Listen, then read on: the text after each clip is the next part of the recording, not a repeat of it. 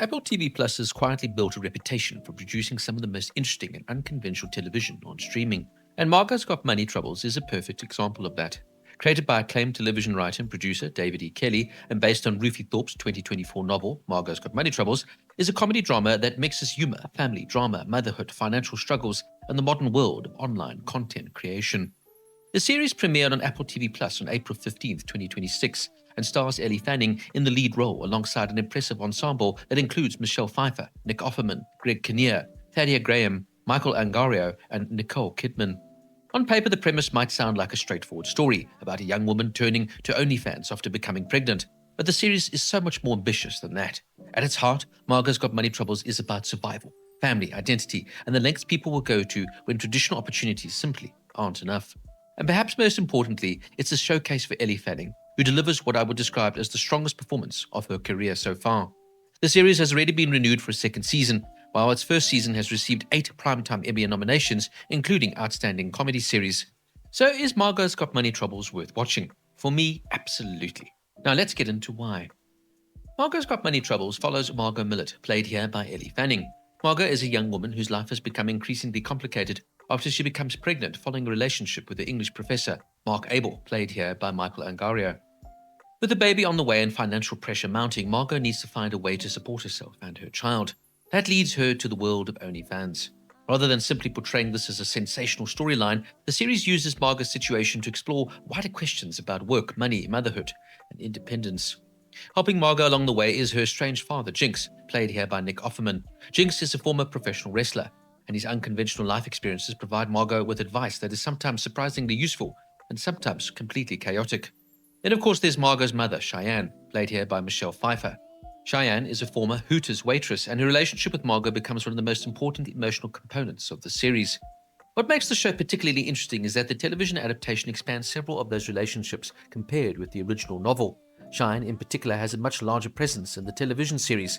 The result is a show that isn't simply about Margo making money online. It's about Margo trying to build a life while dealing with complicated relationships, an unexpected pregnancy, and a family that is far from conventional. The series itself is based on Rufi Thorpe's 2024 novel of the same name. In October 2023, it was announced that Elle Fanning and Nicole Kidman would star in and executive produce the television adaptation, with David E. Kelley serving as a showrunner. Kelley is a major name in television, having worked on hugely successful shows including Ally McBeal, Boston Legal, Big Little Lies, and The Undoing. That immediately makes the project something worth paying attention to. In February 2024, Apple TV Plus acquired the rights and gave the series a straight-to-series order. The project continued to grow, with Michelle Pfeiffer joining the cast in September 2024. Interestingly, Pfeiffer also became an executive producer, making this the first collaboration with her husband, David E. Kelley. Nick Offerman and Thaddea Graham subsequently joined the cast. Michael Angarano and Marcia Gay Harden were later announced in guest roles, while Greg Kinnear, Lindsay Normington, Rico Nasty, and Michael Workay were also added to the ensemble.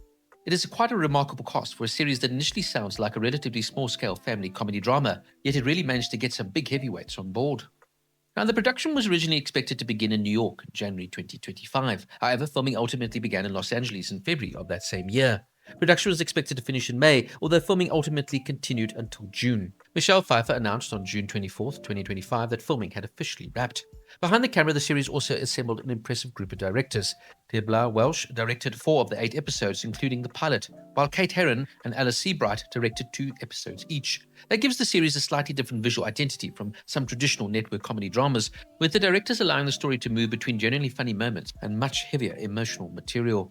And I think that balance is one of the show's biggest strengths. It can be funny one minute and surprisingly uncomfortable the next.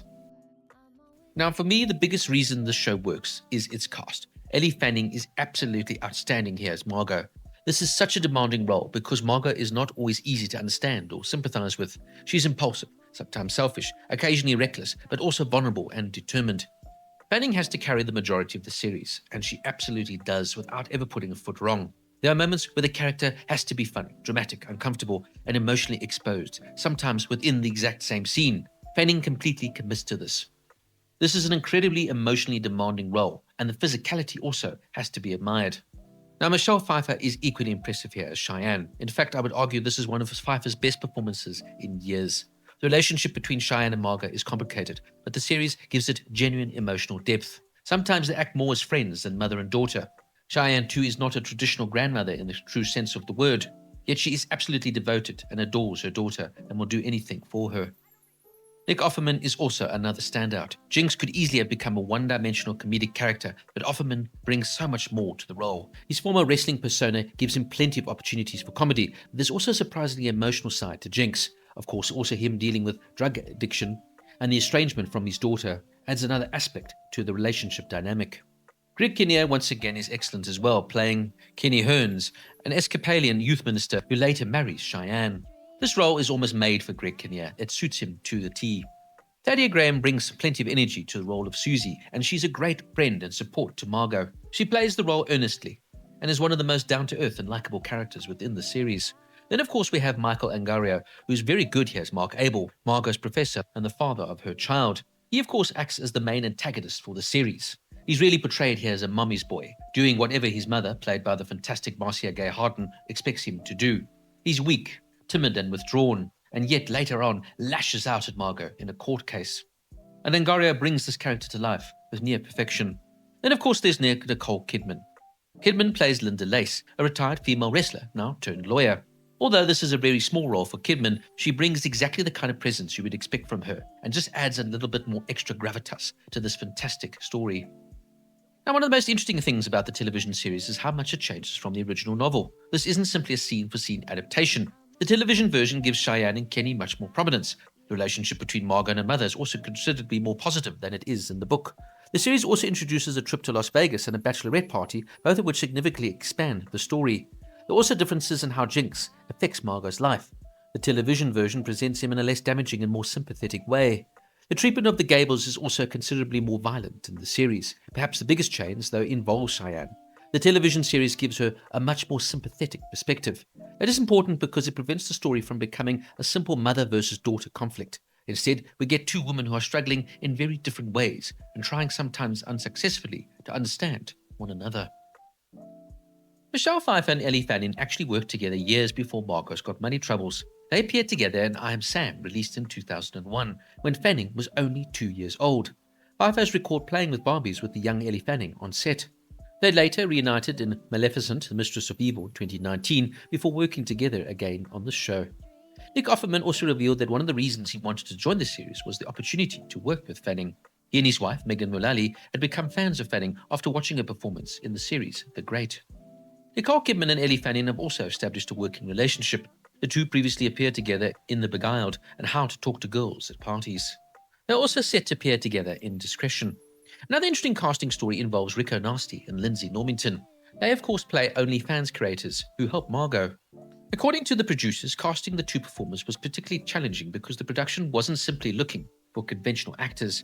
They wanted people who could bring a very specific and unique energy to their characters, and I definitely think that decision pays off. The show would, of course, go on to get 8 nominations at the 78th Primetime Emmy Awards, with Elle Fanning, Nick Offerman, and Michelle Pfeiffer all getting nominations. So now, what did I actually think of Margo's Got Money Troubles? Honestly, when I first started watching it, I wasn't completely convinced. It didn't immediately grab me, but the further I got into the series, the more I became invested in the characters and the story. And by the end, I was completely sold. The biggest reason, though, has to be Elle Fanning. This is a tour de force performance. She completely throws herself into the role of Margo. The role requires her to go to some very uncomfortable places, and she never seems afraid to commit fully to what the character is experiencing. There are moments of nudity, difficult situations, and emotionally heavy scenes, but Fanning never makes the performance feel like a gimmick. Instead, she makes Margo feel like a real person, someone who's trying to figure out her life while everything around her is changing. And that's exactly what makes the series work. Michelle Pfeiffer is also fantastic. I genuinely think this is one of the best performances I've seen from her in years. Her chemistry here with Fanning is excellent, and the relationship gives the series much of its emotional weight. Nick Offerman, of course, once again, is another standout. His portrayal of Jinx is nuanced, layered, yet incredibly human. Now, the premise could have easily become exploitative or sensationalized. Instead, the series uses Margo's situation to tell a human story. It's fundamentally about ordinary people trying to survive in difficult circumstances. Money is obviously a major part of the story, but underneath that is it's a story about family, about motherhood, about responsibility, about making mistakes. And in the end, ultimately, finding out your own identity. The humor also works extremely well. There are moments that are genuinely funny, but the series knows when to stop joking and allow the drama to take over. That balance isn't always easy to achieve, but here it works remarkably well. And that's probably why I ended up enjoying the series far more than I expected. This is a nuanced, layered, perfectly written and acted show that is one of those shows that would just charm you into liking it. Margo's Got Money Troubles gets a 9 out of 10. So what did you think of Margo's Got Money Troubles? Please let me know down in the comments below. And don't forget to like and subscribe for more deep dive reviews.